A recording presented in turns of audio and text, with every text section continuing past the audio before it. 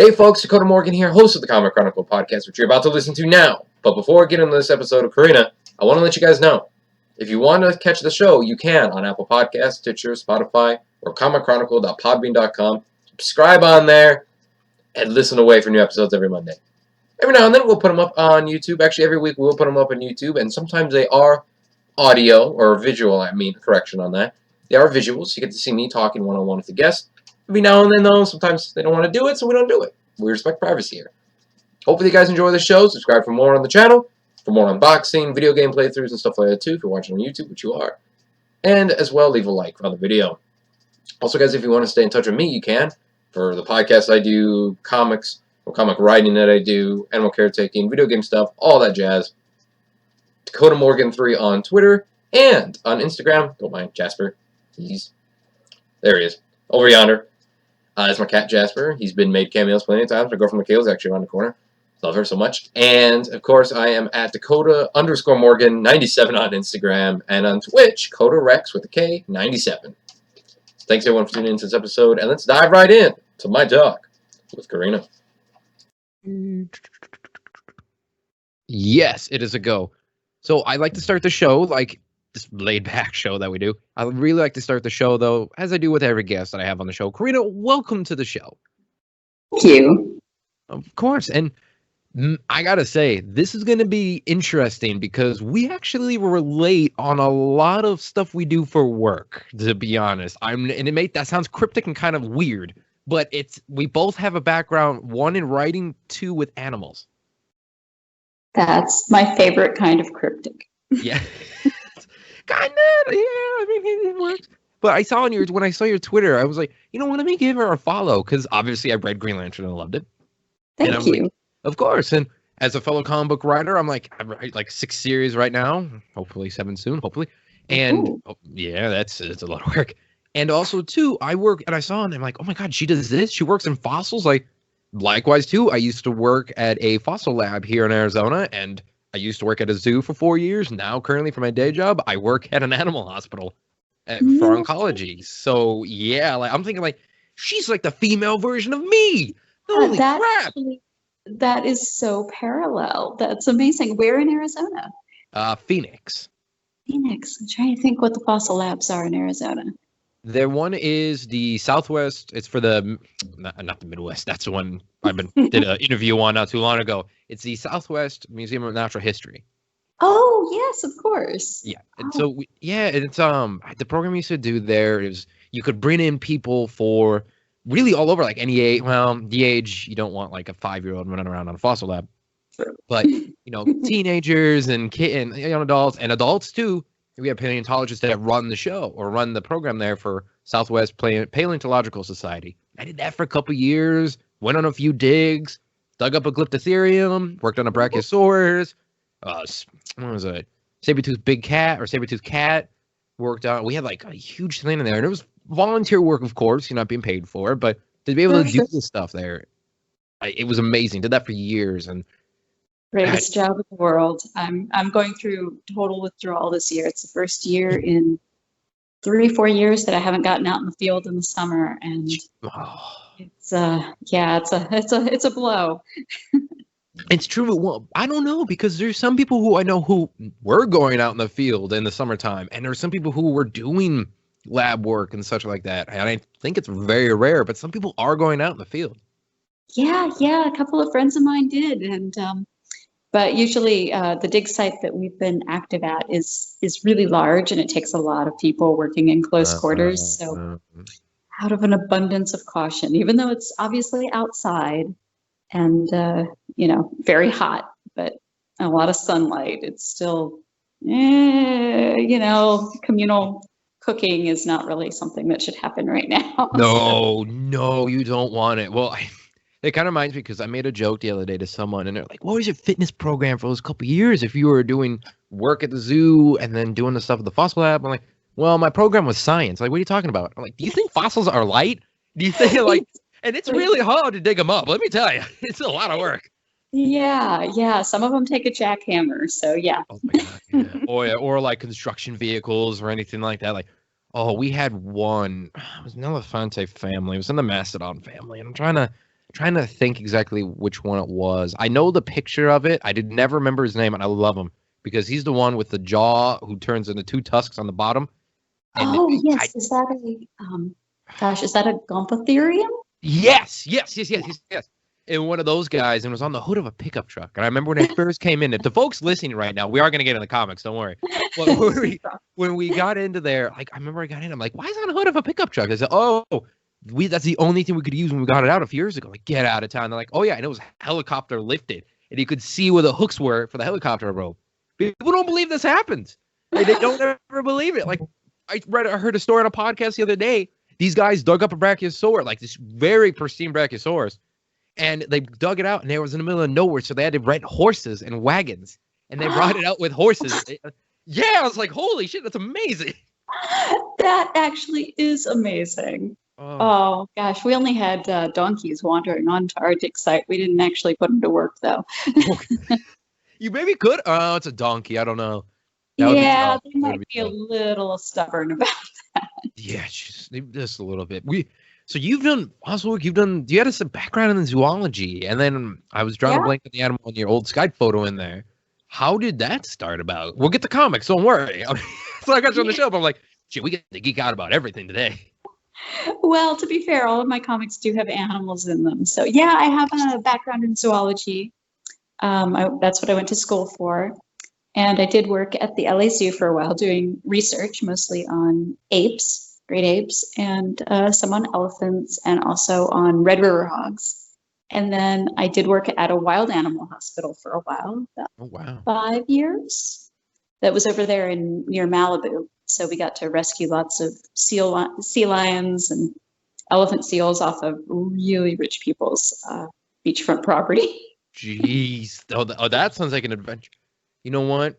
People often say that I get this a lot, and it's for people who have, I don't want to say mundane jobs, but they're like jobs where they're like, oh, we get so bored all the time. You got to get bored at your job a lot.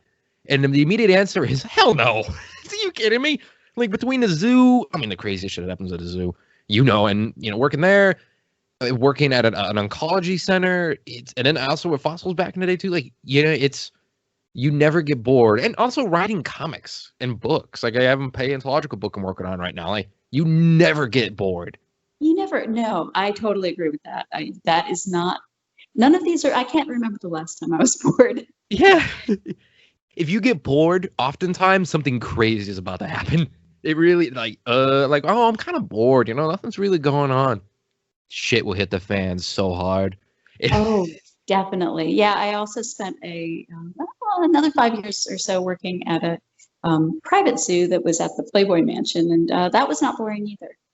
How did you, Corinna, you were blowing my mind. I never even knew. Is this still open? Pre-COVID, is the zoo still open? No, it's not. Oh, thank God. It was when Mr. Hefner was alive. And yeah, he had a permit to have a zoo on his property. And I got to give him some credit because a lot of his animals were rescues. LA has animals come in through the ports and whatever, and then only so many animals can go to LA Zoo. So yeah, we had, and at one point he rescued 50 squirrel monkeys from a lab that was going out of business in the Midwest. So yeah, it was an exciting job.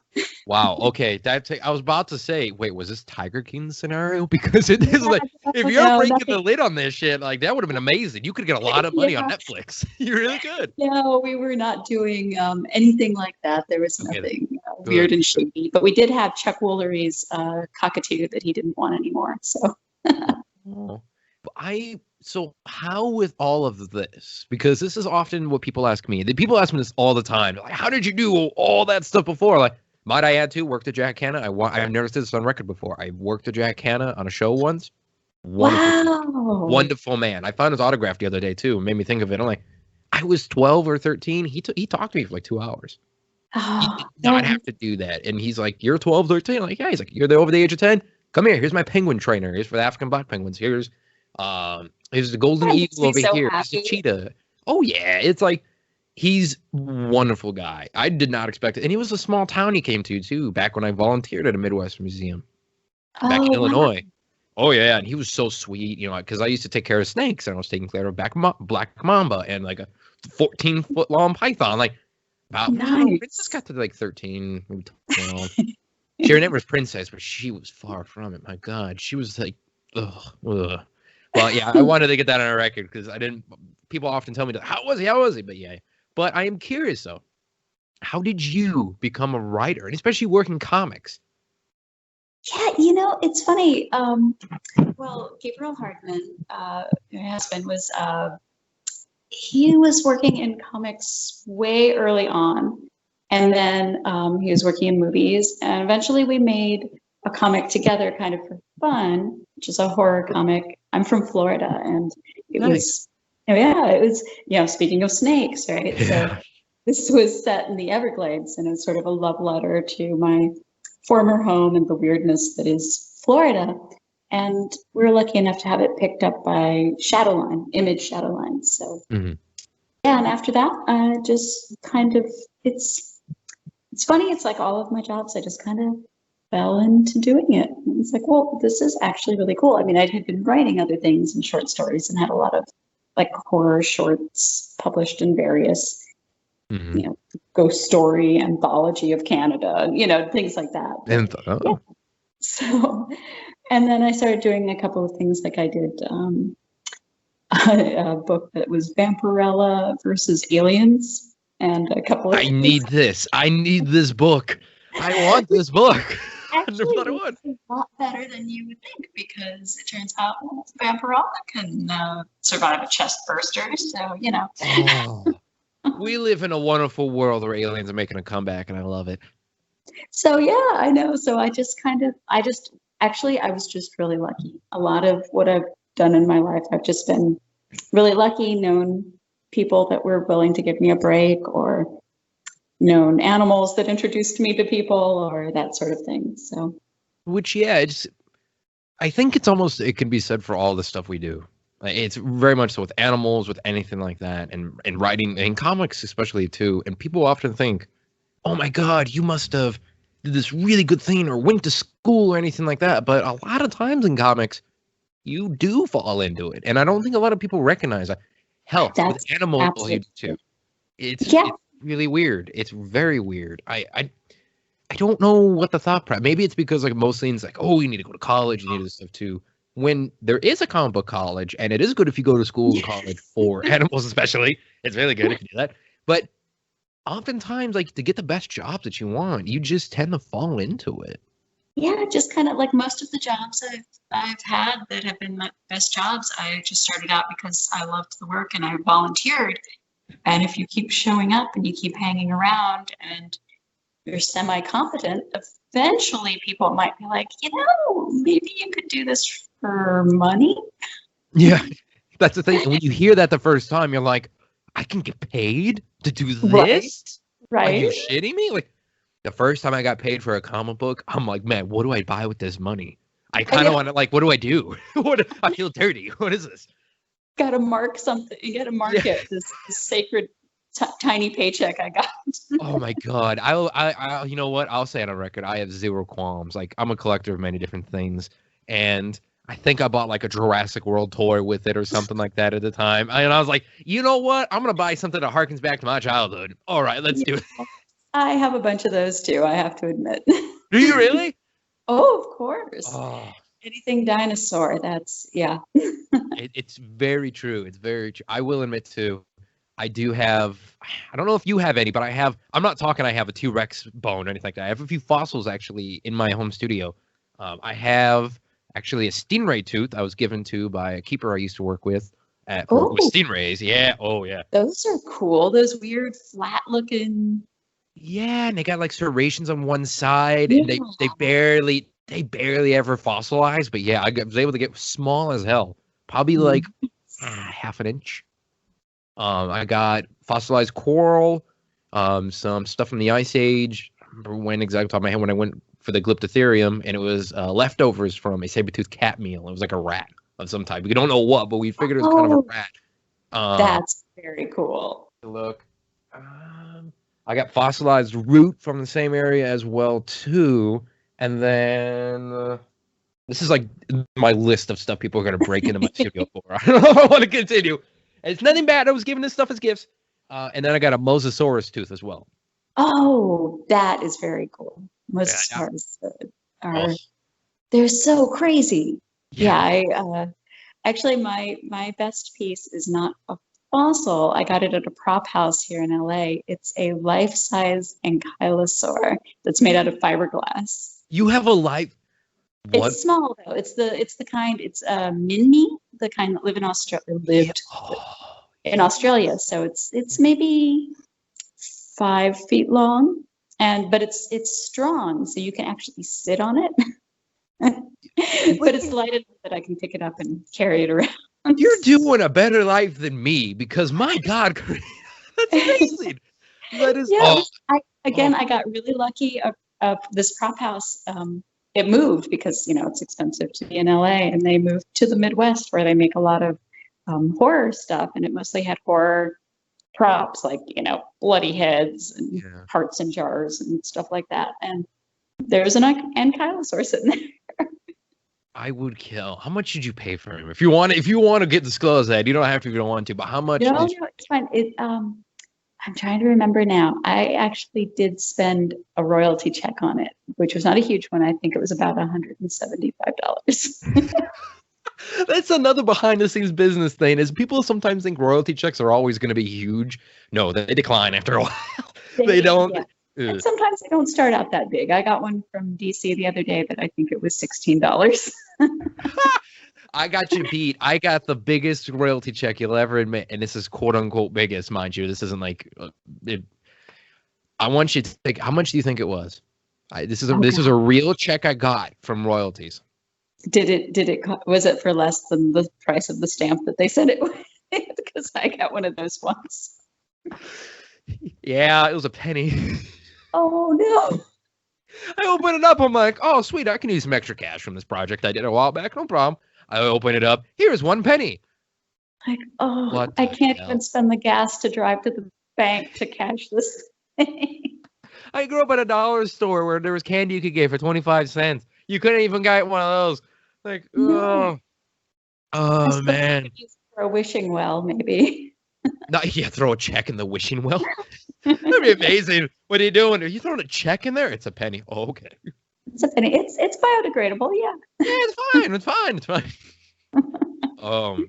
Well, so you started with, I don't know how, you started the writing, but obviously you did something really good. I can't mince words on this one and say you do have some major writing talent, mind you. That I was I gotta get her on the show. Yeah, of course. So it's true. And then I discovered so much more, but it's one of those things where how the hell did DC end up calling you? Was it one of those they saw your work and they're like, hey, you want to come on Green Lantern? Because that's far. We're not talking like Earth or anything like that. We're talking Green Lantern that deals with space. It's funny. It's I think again, I'm just lucky. I've met a lot of really nice people in comics, and having a really talented collaborator is really helpful. So that's true. That's very true. Yeah.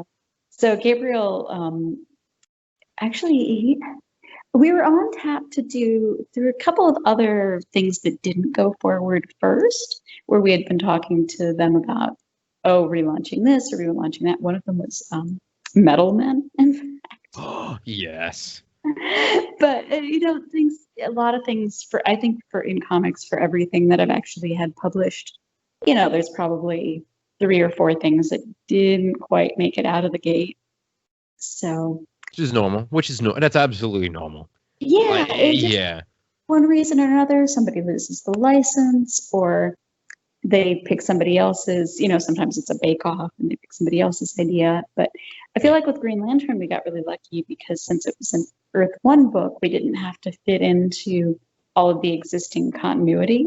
Exactly. Yeah. It's do whatever you want. It's like, here's Earth 1. Yeah. You can do whatever. You know what? Earth 1, the birthday boy exists. That definitely means you can do whatever the hell you want.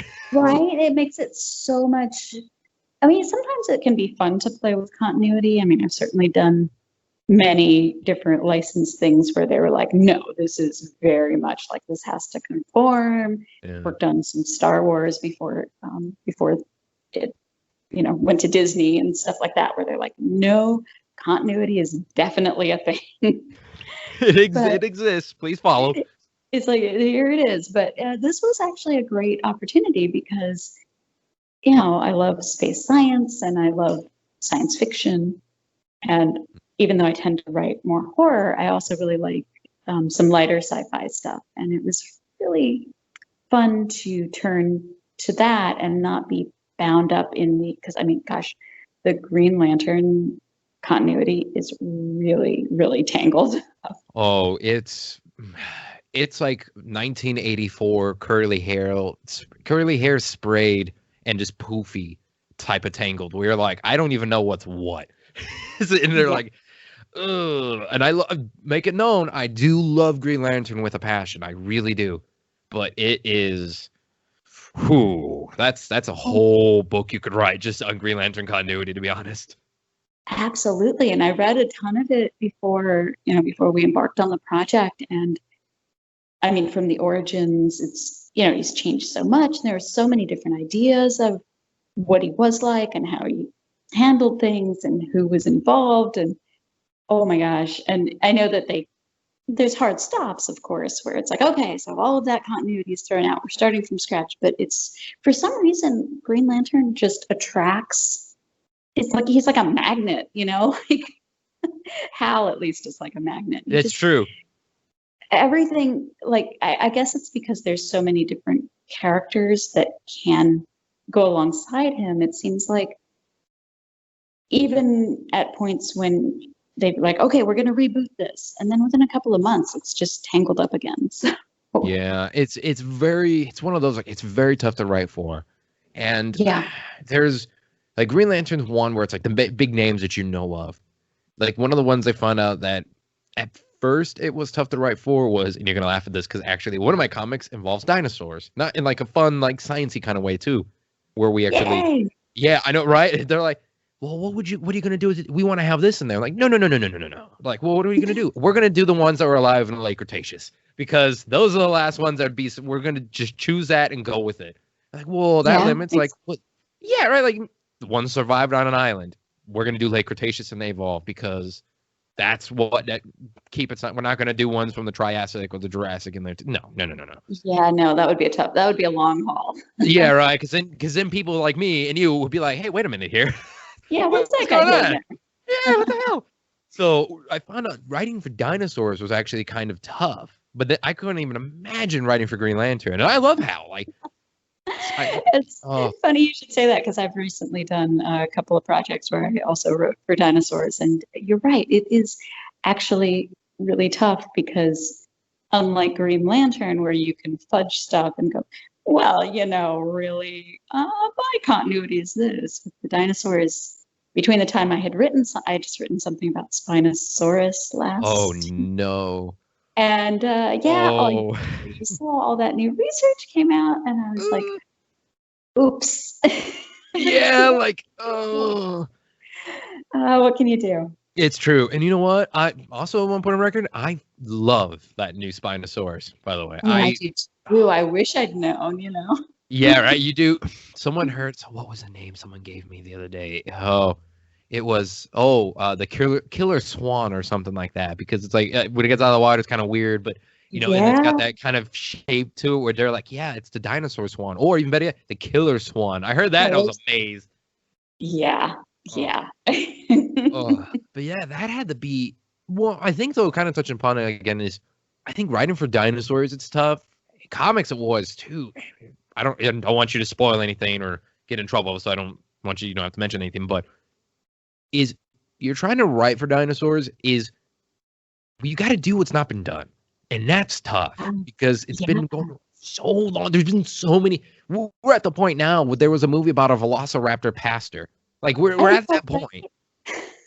Oh my god! Yeah, he's like a werewolf. Watched, so You watched it? Yeah, I didn't see the whole thing because it was a weird streaming thing that cut out partway, but yeah, I did. That was some deity telling you just stop. Yeah, that was. enough. Cthulhu or whatever was like, no, enough. No. It's enough of this. Oh man, but it's a tough thing. It's also, I think, when you're writing for characters and you're writing for certain subjects, not all subjects, because if you're creating one of your own, then you're fine. Like, giant monsters is another one I write for. Doing that's been tough too. Like when I told them, like, hey, I want to pitch a giant monster comic, they're like, okay, put something together. And then I sat down at the company I work for, SGGS Comics, and I sat down and I'm like, shit, this is gonna be tough. Because they're like, yeah, you got to figure out your own story and shit. Like, okay, because they're all creative own books, I do.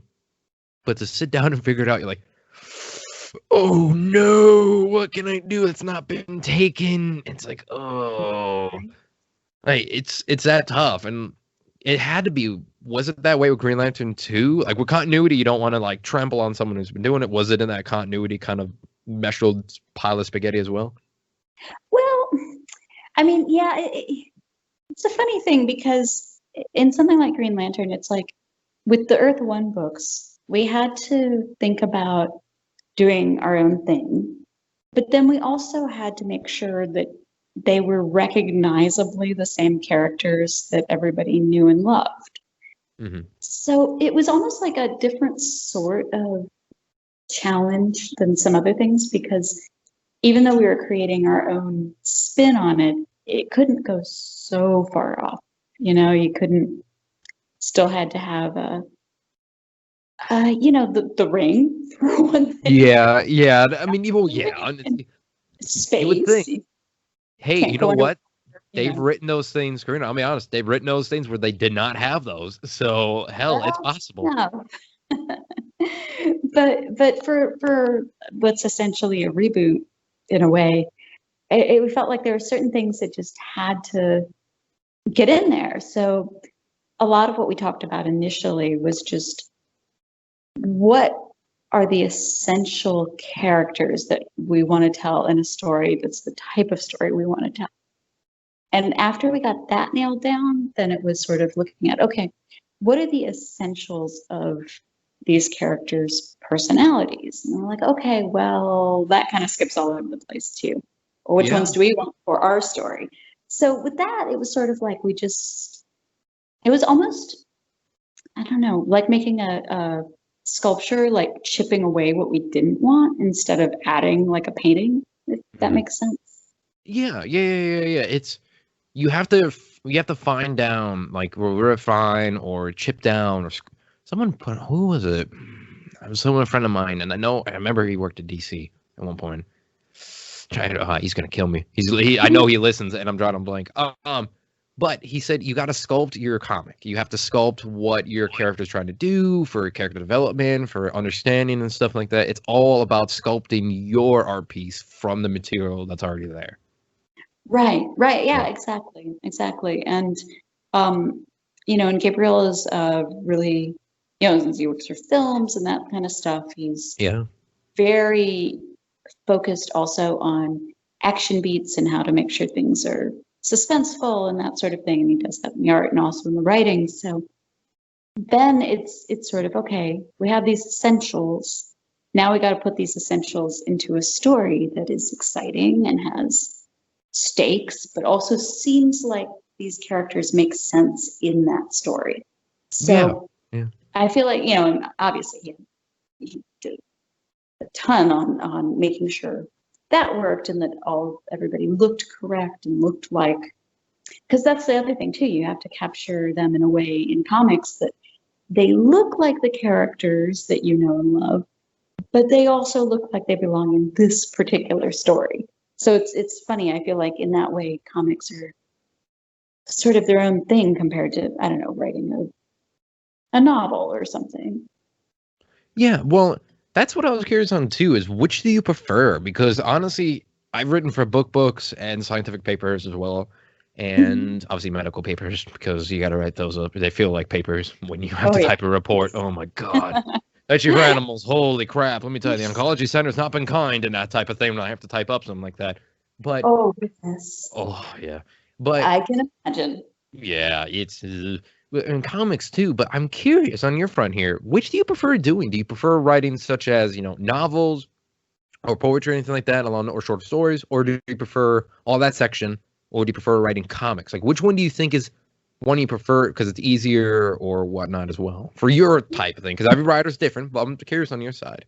It's a funny thing because I feel like I used to be more like, oh, it's easier to do this than to do that. But now I kind of feel like it's becomes easier when you figure out what medium the story, whichever story you're telling, wants to be in. Because there's some things that really want to be comics. And then there's some things that I've tried to bash into being a comic that obviously want to live as a novel or something like that, because maybe the story is more interior.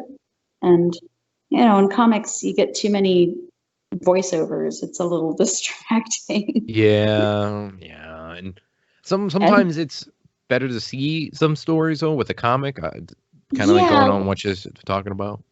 Yeah, exactly. Some things are very visual. Some things you really want to be able to see the expressions on people's faces, and they live in that more than in the interior thoughts. So I feel like it's sort of it depends on the project. And lately I've been doing some technical writing just as a side job too, which I went into thinking, well, I'll make some bank. And then it turns out it's actually really fascinating because I'm working with this company where it's usability testing. So they're basically watching how people use different things, websites, say, or magazines. And then it's a lot like my days back at the zoo where I was doing behavioral research, which was watching animals and collating data and finding results based not on, because a lot of times it turns out what people tell you in the intro, before they take the test, they'll be like, oh, I do this and I do that. And then you watch them and you're like, you really don't. So that is taking a lot of, what I realized after a while is, it's taking the data and all these random bits of information and forming it into a story, because then what you hand the client at the end of all of this is basically a narrative structure that tells the story of how people use their magazine or their website or whatever. And it's like, I didn't expect to like this kind of writing, but it actually is also telling a story. So, maybe it's not as creatively fulfilling as writing a comic, but it's for what it is. It can be actually really interesting too. So I don't know. I think I just like. Well, yeah, I mean, it's almost in the sense like if we both love writing, and people listening to the show, there's a lot of writers all over the place, whether they work in comics or they don't. There's a few film writers who I know listen, but the thing is, like, when you love it, you tend to like any form of it. Like people are like, oh, you only write like these adventure, sometimes romantic, sometimes sci-fi comics and whatnot, and then film tie-ins and sort of stuff like that, and also films. Like, yeah. But I also like to write poetry every now and then, or a short story or something like that. Almost like, if you like it, you really enjoy doing it, you'll like any form that comes in with it. Right? Yeah, exactly. And it'll be, which I guess the flip side of that is if you really like it, it'll also always be difficult because you'll always feel like, it's not good enough. Oh my God, yeah. That's with any. Corinna, that's everything in the arts. That's everything, I think.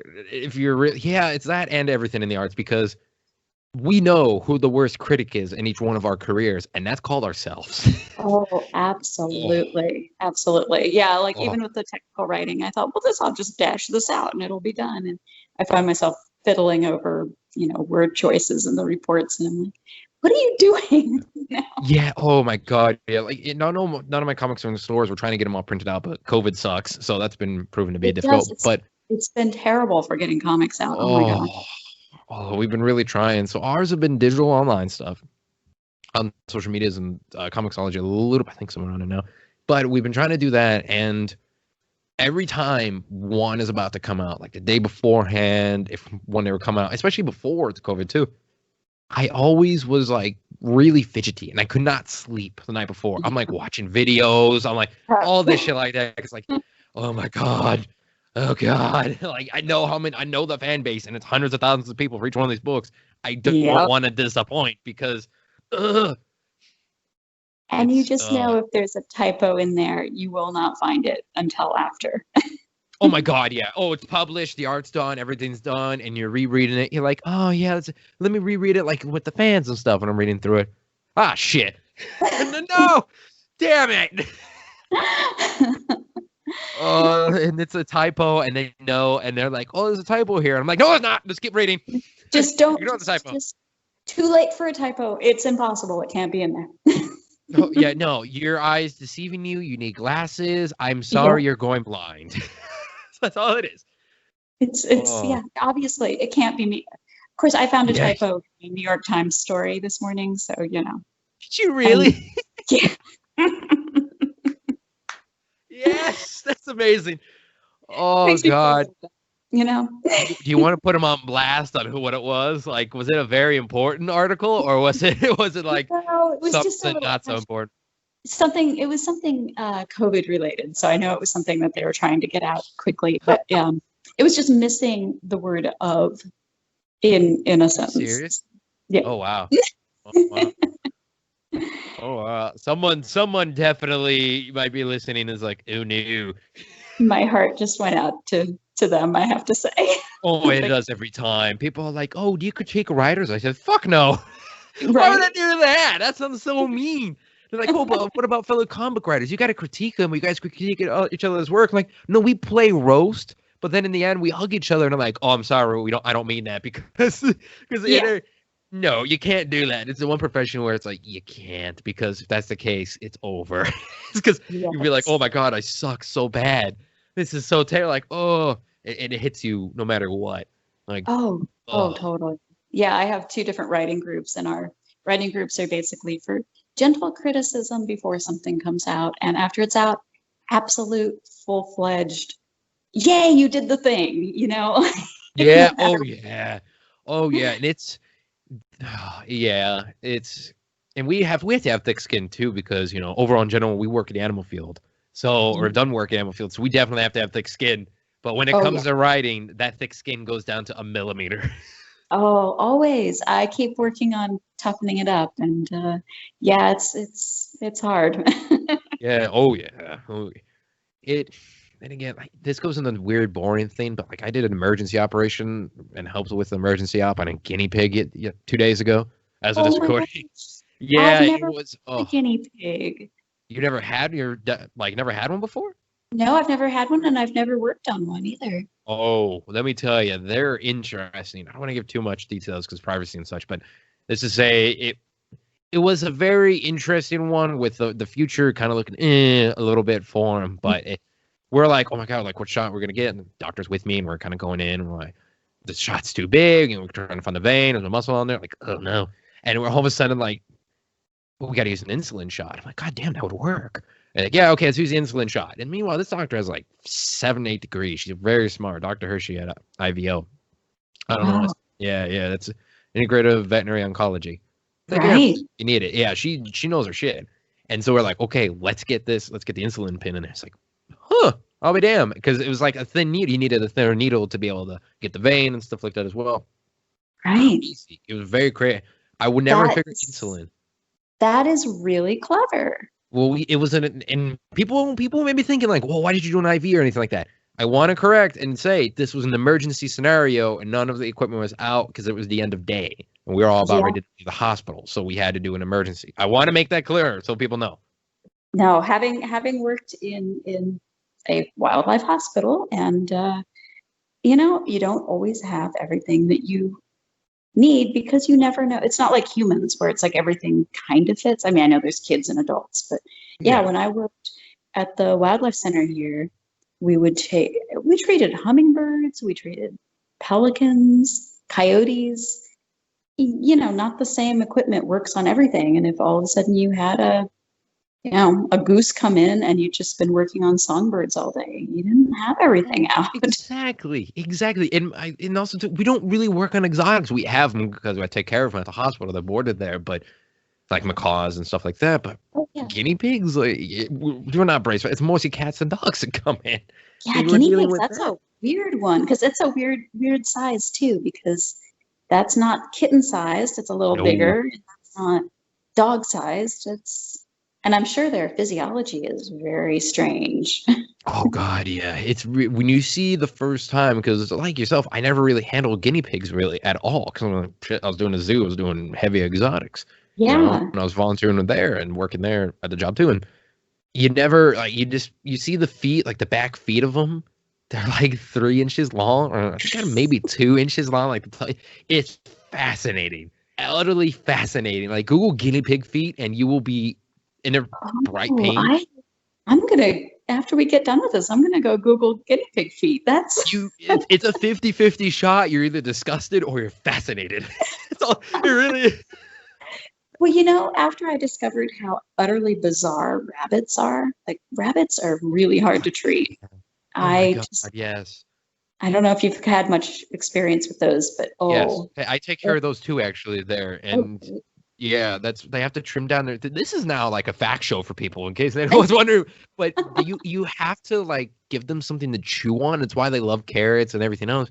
Because if they don't trim down their teeth, they will grow into the jaw, or perhaps like if they don't keep doing stuff with their teeth, it could grow into the skull. Yes. Like no, I never knew that till a couple months ago. I was like fascinated, like holy shit, really? And we had one. She kind of was doing that. And it was like causes seizures, migraines, all sorts of crazy shit, blindness, like nuts, absolutely nuts. Oh, it can be terrible. I actually, this is the goofiest. Well, it wasn't goofy at the time, but people would drop off rabbits at the Playboy Mansion and shove them under the gates, like for real. I could believe that. I could. When I worked at the zoo, they dropped off pythons and dogs and tortoises. Oh yeah, right? And cats. And while we had a cat, she was gonna go into the black swan exhibit, and we're like, "Oh shit, they're gonna kill her." And he was crippled and he's like kind of blind in one eye, and he was having seizures. And the black swans, they were okay with me, but as soon as that cat went in there, it would have. Yeah. That would have been ugly.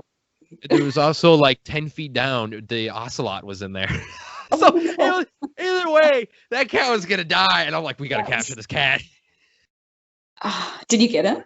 Yeah. Oh, we got him. Oh yeah. That's the thing. You could do a show. People have asked me to come on, and at the time, I left in COVID this year to go work at the hospital because the zoo was kind of in an iffy situation, furloughs, all that other jazz. But so I was like, I need a job, and so we're doing that. So I was taking care of animals there, and also doing other jobs, and we're working, and there's so many stories you could tell, and I didn't want to tell them there because they were kind of iffy and get out to public. So like, as soon as I'm gone, I'll tell. Then nothing's going to be incriminating or anything like that, but they're just really crazy ones, like rhino getting out almost, and people trying to break out a tiger, guy in werewolf mask climbing into the tiger fence. Like you never know. Yeah, it's nuts. It's insane. Maybe one day I'll do a special on like YouTube or something. I don't know. Like I knew a monkey, or not, well, he was a monkey, but I feel dirty saying that. It was a baboon. Bipolar disorder. He would capture birds that went into the exhibit and throw them over the moat and wait for me to come pick them up. Oh, they were dead. They were hella. And he would come up in the tree there in the moat and start jacking off and looking at me because he's like, I want you to know I'm the boss of this exhibit. Like, Jesus Christ. That is amazing. That sounds like baboon. That yeah. It does. Yeah. And then one of them in the pack there was like really friendly. She'd come up and say hi and all that stuff. Like she loved to just chill with me at the window, and she just loved it. She'd always call to me. I'd call back, and it was this whole thing. And then meanwhile, Moja's like throwing dead birds. It's a hell of a thing. You just never knew. You never knew what would happen. Like, and then like on my lunchtime, I'm working on comic book scripts and journals. Like, boring has never been a word I think in our lives for a long time, to say the least. Actually, that's what I used to do when I worked at the Playboy Mansion on lunch. I'd be working on comic book scripts and. See, people think they just sit on lunch and just watch YouTube videos all the time. I have that's a quarter of the time, not all the time. Yeah, exactly. Only if it related to the animals I was keeping or my scripts. Oh yeah, yeah, that's true. It's very true.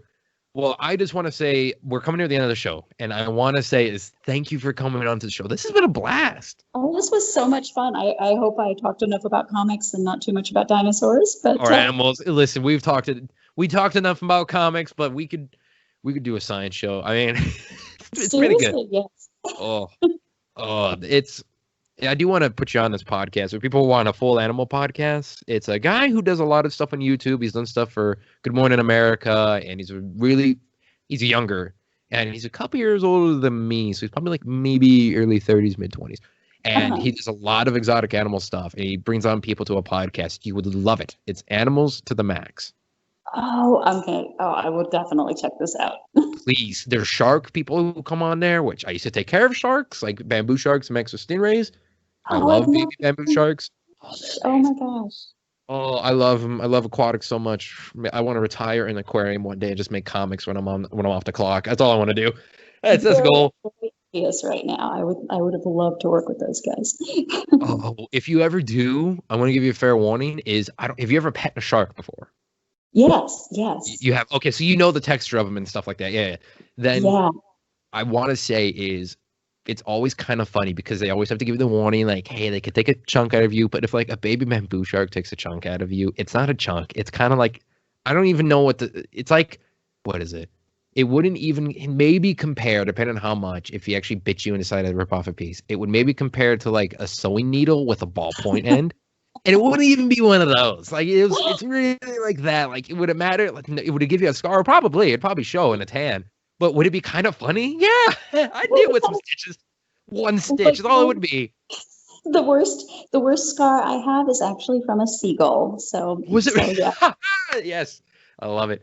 But you got to check out Corbin's to the max. I mean, I'm being honest. You would love it. So they're very factual. He's a very cool host. He kind of reminds me of myself in personality a little bit, but he brings on some people that I am just fascinated with. He brings on zookeepers. He brings in so many types of people. Any good I YouTube cannot wait to actually. My whole afternoon, I'm just queuing up some podcasts and working on prepping this fossil. So Yes. I'm ready. You're prepping a fossil this week? Oh, what? I'm at work, so I'm on lunch right now, and I'm currently working on a big old Diplodocus neck. You're working on the Diplodocus neck right now? Yep. I'm jealous. Yeah, damn it. I haven't been to the lab in like a year or two because I work in film too. So I was doing a whole year of film and I could not get time to go. So I haven't been to the lab in such a long time. And I'm like, damn it, I miss it. Well, you're just sitting there at lunch. Oh, consider this your siren call to make it happen. Oh, it's all online meetings too. Oh, okay. Well, that's a hell of a way to end the show. You know what? It's great. I love it. It's amazing. You also, too, by the way, if you do anything else or if you want to, like, I don't know, we're having a science show possibly in development on a network I work on. I would love to have you on that show because. Oh, fantastic. I would be thrilled. Sweet. You know what? That's a good excuse to talk full time about animals and fossils. It'd be great. Absolutely. Some of my favorite subjects. Before you go, though, do you have any social media, though, you want to promote? Because they always tell me to ask this, and I know I'm iffy on social media myself, but yeah. Sure. Yeah. Actually, I have Twitter, Instagram, and Facebook, and it's just my name, Corinna Bechko, on all three. So if you can actually manage to spell my name, which most people can't, you'll find me. It's fair. It's very fair. My girlfriend, she's Michaela, and it's spelled differently, and we never find the cup. I love her to death, but we can never find a cup with her name on it, and it's absolutely killer. That's a hard one. Good friend of mine's niece is named Michaela, and I know that pain. I've never found anything for her. It's like, God damn it, I gotta custom make it. But well, thank you, like I said, thank you for coming on to the show. I'll let you get back to it. Give the podcast my love, and pleasure having you on the show. Great. Thank you so much for having me on. This was really fun. Of course, likewise. Now I'll let you know too when the episode comes out and such like that. But yourself, it's gonna be a little bit, but because we're in the middle of doing some stuff, but it's gonna be a little bit. But you have yourself a good rest of the day, okay? Thank you. You too. Thank you. Bye. Bye.